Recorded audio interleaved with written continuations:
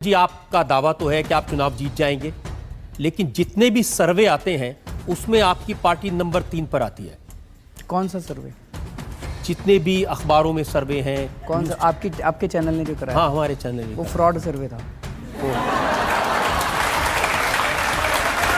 मैं आपको और जो एक मिनट में आपको अब जो आपने कुछ कहा, मेरी बात सुन। योगेंद्र यादव ने सर्वे करवाया वो सही सर्वे था। मैं आपको आता हूँ उसके ऊपर। जो सर्वे आपको जीता दिखाए वो सही, और जो हारा दिखाए वो फ्रॉड। गजब बेइज्जती है। जैसे अपने देश में 2G घोटाला हुआ था, जैसे अपने देश में कोयला घोटाला हुआ था, ऐसे भी 15 दिन पहले एक सर्वे घोटाला हुआ अपने देश के अंदर, बहुत बड़ा घोटाला। 5 चैनलों ने मिलकर किया था।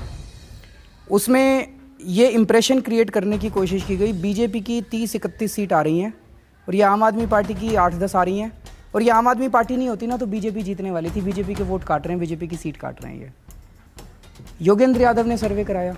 योगेंद्र यादव का सर्वे क्लियरली दिखा रहा है कि 32% वोट शेयर आम आदमी पार्टी का आ रहा है, 29%। योगेंद्र यादव तो आपकी पार्टी के नेता हैं, अपना ही सर्वे करा के अब बता रहे हैं कि आपका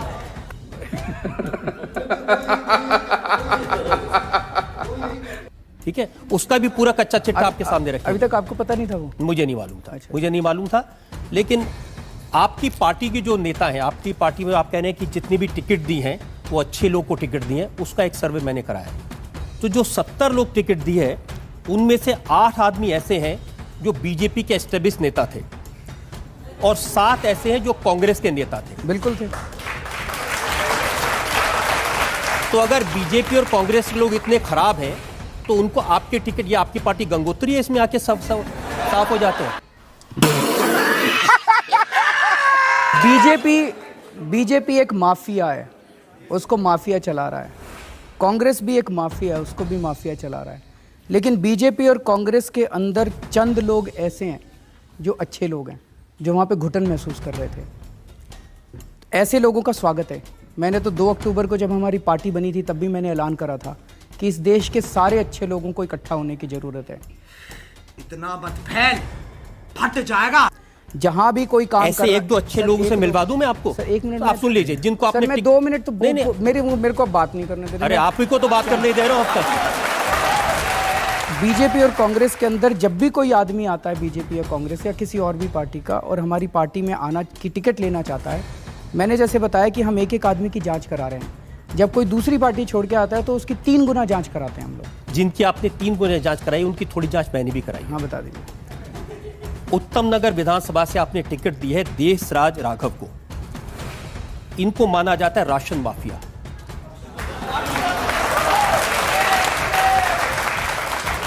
लोकायुक्त के पास इनकी शिकायत है जिसमें कहा गया कि राशन और मिट्टी के तेल की इनके और इनके परिवार के नाम में 20 दुकानें हैं। अब बोल। मिलावट का सामान बेचते हैं, पत्नी के नाम पे, बहन के नाम पे, परिवार के नाम पे, और ये सारी डिटेल्स आरटीआई से निकाली हैं। आप चाहें तो मैं आपको पूरी डिटेल दिखाऊं। मेरे को सारी पता है सर, मैं अभी बता देता हूं सर। अच्छा, आपको पता है, उसके बावजूद आपने इनको टिकट दिया? देशराज राघव अचल शर्मा के खिलाफ पिछली बार इंडिपेंडेंट काउंसलर का चुनाव लड़े थे। अचल शर्मा बीजेपी का आदमी है उत्तम नगर से। अचल शर्मा बुरी तरह से हार गया। मैं अचल शर्मा की नहीं पूछ रहा, माफिया तो ये है जिनको आपने टिकट दिया है। बात तो बता दूं आपको। अब मेरे को पूरा करने देंगे, बीच में काटेंगे नहीं? नहीं, बिल्कुल काटूंगा। अगर आप, मैं पूछ रहा हूं कि क्या इनके खिलाफ लोकायुक्त के पास शिकायत है कि नहीं है? सर मेरे को जवाब देना पड़ेगा। अगर आप मेरे को जवाब देने नहीं देंगे तब तो मैं आप जवाब दे ही नहीं रहे, आप तो दूसरे बात के बारे में बात कर रहे हैं। बात तो सही है। फिर ऐसे तो काम नहीं चल सकता। ऐसे ही काम चलेगा? आपकी मर्जी। जब राजनीति में आए तो ऐसे सख्त सवालों के जवाब देने पड़ेंगे। मैं जवाब देने अब आप बच नहीं सकते इन चीजों से। तो बता तो रहा हूं मैं। अगर आप बेईमान आदमी को टिकट देंगे तो सवाल तो पूछे जाएंगे आपसे। तो आप जवाब ही नहीं देने दे रहे, आप सवाल ही पूछ रहे हैं। आप जवाब नहीं दे रहे हैं ना। चलिए अब बोलूंगा। बोलिए। मेरे को बात पूरी करनी पड़ेगी, बिकॉज वो बात पूरी। आप बात बोल नहीं रहे, बार बार घुमा रहे हैं। आप बार बार कह रहे हैं मुझे बोल नहीं दे रहे, लेकिन बोल नहीं रहे। मैं तो चुप हूं, बोलिए। अचल शर्मा को इन्होंने पिछली बार हराया था। आप अचल शर्मा के पीछे पड़े। आप सर, ये अचल शर्मा की कंप्लेंट है। ये अचल शर्मा की कंप्लेंट है। मैं आपसे पूछ रहा हूं कि देशराज राघव। सर ये नहीं है उनके दुकान, एक भी दुकान देशराज राघव के सामने अगर आप साबित कर दें, हम अपनी पार्टी बंद कर देंगे। नहीं, ये प्रूफ है, ये आरटीआई से इंफॉर्मेशन आई है। ये प्रूफ है। ये proof ये है? आरटीआई की इंफॉर्मेशन नहीं है, ये अचल शर्मा की कंप्लेंट की कॉपी है। ये कंप्लेंट की कॉपी, हाँ लोकायुक्त से आई है। अब मैं आपको आरटीआई कंप्लेंट की तो भी दे कोई भी देता कर हूं। सकता है। अगर आपको आरटीआई का शौक है, दिखाइए। ये लीजिए आरटीआई। ये आरटीआई की कॉपी है। या इसके बाद भी एक और आरटीआई हुई थी। चुप, बिल्कुल चुप। इसके बाद एक और आरटीआई आई थी। एक अब मिनट ये क्या सुनिए, बात हुई? ये आरटीआई दे सुनिए दी, तो आप कह रहे हैं सही। इसके बाद एक और आरटीआई होगी। सुनिए तो सही, आप मेरी बात ही नहीं सुन रहे। ये जो आरटीआई आई थी, एक मिनट। ये देशराज राघव के खिलाफ एक आरटीआई है। हाँ, लोकायुक्त की अगर आप पूरी कंप्लेंट पढ़ें, लोकायुक्त की कंप्लेंट में लिखा हुआ है कि उन्होंने अचल शर्मा ने एक आरटीआई डाली जिसके अंदर उनको एक इन्फॉर्मेशन मिली। उसके बाद उन्होंने दूसरी आरटीआई डाली जिसमें डिपार्टमेंट ने ये कबूल किया कि हमने जो पिछली आरटीआई का जवाब दिया था वो गलत था और देशराज राघव के नाम पे एक भी दुकान नहीं है। देखिए, आपके समर्थक के बारे में इल्जाम लगे तो आप एक आरटीआई, दूसरी आरटीआई, लोकायुक्त ये सब करने लगते हैं। किसी दूसरे के बारे में इल्जाम लगे, सबूत हो ना हो, आप इल्जाम लगा देते हैं। सर, मैं जिस देशराज यादव की एक इंटरेस्टिंग बात बता देता हूँ, ये तो छोड़ दीजिए। चलिए, आप कह रहे हैं पहली आरटीआई, दूसरी आरटीआई। इनके पिताजी की डेथ हुए 4.5 साल हो गए। ये मेरे पास बैंक के रिकॉर्ड है, उनकी पेंशन अभी भी उनके नाम में आ रही है। सर इन्होंने देशराज राघव ने बैंक को और डिपार्टमेंट को उसी टाइम लिख दिया था। अगर आप मेरे को बताते, इतने दूध के धुले हैं कि बैंक को कह दिया पिताजी के पेंशन मत देना, मरे हुए 4.5 साल हो गए। कह वाह बेटा, लगता है तुम गू खा के ही मानोगे। दिया था सर। क्या बात कर रहे हैं? मैं आपको चिट्ठी की कॉपी दिखा देता हूँ। मैं आपको चिट्ठी की कॉपी दिखा ये देता बैंक हूँ। की कॉपी है, अभी हाल ही इसमें में से- बैंक में जमा हुए पैसे। हाँ तो सर इसमें से उन्होंने 4 साल पहले जब उनके पिताजी की डेथ हुई थी, उन्होंने जो चिट्ठी लिखी थी बैंक को, वो चिट्ठी की कॉपी अगर आप मेरे को पहले बताते, मैं वो सारे सबूत लेके आ जाता आपके पास। आप पहले आदमी जो मुझे कह रहा है आपकी अदालत में आया तो मुझे पहले बता देता क्या जब लगा। तो सर अगर आप ये डॉक्यूमेंट्स दिखा रहे थे, ये तो वन साइडेड डॉक्यूमेंट्स है ना, ये तो वन साइडेड डॉक्यूमेंट्स आपने भी मैं आपको काउंटर देने के लिए तैयार हूं। जब लोगों पर इल्जाम लगाए हैं ना, तो वन साइडेड डॉक्यूमेंट पर लगाए हैं। सही पकड़े हैं। हाँ तो सर आप तो उसके बाद आप जब प्रेस कॉन्फ्रेंस करते हैं जिसके खिलाफ में, उसको पहले बता देते हैं मैं आपके खिलाफ ये बोलने वाला हूं, जवाब लेके आ जाओ।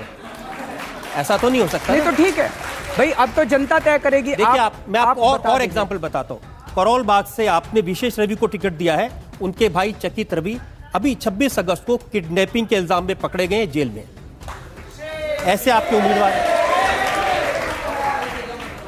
हरीश अवस्थी, विनोद कुमार, बड़ी लंबी लिस्ट है ऐसे उम्मीदवार। अब आप क्या करेंगे? जिन उम्मीदवारों के खिलाफ इल्जाम है, जिन उम्मीदवारों के खिलाफ भ्रष्टाचार के आरोप हैं, जिन उम्मीदवारों के खिलाफ या उनके भाई के खिलाफ क्रिमिनल केस हैं, उनको उम्मीदवार बनाए रखेंगे या हटा देंगे? सर ये हम सारी जांच कर चुके हैं। भोसड़ी के, अब तो सच बोल दे, भोसड़ी के। सारे डॉक्यूमेंट्स आपके पास वन साइडेड आप डॉक्यूमेंट्स ही जांच करते हैं, आप ही फैसला करते हैं, आप ही उम्मीदवार बनाते सर हैं। हम लोगों ने सारी अपनी इंटरनल जांच कराई है और अगर सबूत ये सर लोकायुक्त में कंप्लेंट तो कोई भी जाके पॉलिटिकल ओपोनेंट दे सकता है। हमारे जितने भी कैंडिडेट्स हैं उनके खिलाफ कोई भी जाके कंप्लेंट दे देगा और फिर ये दिखाएगा जी देखो लोकायुक्त में कंप्लेंट है, लोकायुक्त में कंप्लेंट है। भाई हम भी तो देखेंगे ना कि आप तो कंप्लेंट में कुछ बिल्कुल दम है मनमोहन कि सिंह नहीं की है। तरह बात कर रहे हैं। मनमोहन सिंह तो बोलते ही नहीं है, मैं तो बहुत बोल रहा हूँ। ये लोग कंप्लेंट कर देते हैं, मुझे क्या पता इसमें क्या है। मैं थोड़ी कह रहा हूँ मुझे क्या पता, मुझे पता है, मैं सारे जवाब तो दे रहा हूँ आपको। आप सुन ही नहीं रहे जवाब। कहाँ जवाब दे रहे हैं आप? अब मैं सारे जवाब तो आज दे ये रहा हूँ। पहली बार ऐसा लग रहा है अरविंद केजरीवाल के पास जवाब नहीं है। समझ रहे हो? समझ रहे हो? समझ रहे आप हो? जो मर्जी कह लीजिए कि हाँ ठीक है मेरे पास जवाब है, आप कह लीजिए। नहीं, मेरे भाई कहने से आप क्या है? भाई आप देखिए, आप अपना मन बना बैठे हैं आज, आप अपना मन बना बैठे अब हैं। ये भी आर्गुमेंट नहीं चलेगा अरविंद जी। जनता बैठी है सबके सामने, मैं कागज दिखा रहा हूँ, सवाल पूछ रहा हूँ, आप कह रहे हैं मन बना बैठे हैं। अगर मन बना बैठा हो तो आपको बुलाता क्यों, आपसे सवाल क्यों पूछता? सर जो आपके पास डॉक्यूमेंट्स हैं ये सारे वन साइडेड डॉक्यूमेंट्स हैं। एक एक केस की हम लोग जांच कर चुके हैं और जांच करने के बाद हम लोग सारे डॉक्यूमेंट्स देख चुके हैं। जांच करने के बाद हम किसी भी हालत में करप्शन से कॉम्प्रोमाइज नहीं करेंगे। सर मैं एक ही चीज़ कहना चाहूँगा, देशराज राघव के नाम पे दुकान अगर है, आज मैं आपके टीवी चैनल पे बोल रहा हूँ, सारे देश की जनता देख रही है, अगर एक भी दुकान के कागज़ आप देशराज राघव के नाम पे ला के दे दें, मैं आपको आज यहाँ पे कह रहा हूँ कि 1 घंटे के अंदर उसकी टिकट कैंसिल कर देंगे। चुप कर बे कुत्ते। अबे साले, मजा आया और मैं ये जो मजा है हिंदुस्तान के हर व्यक्ति को देना चाहता हूं।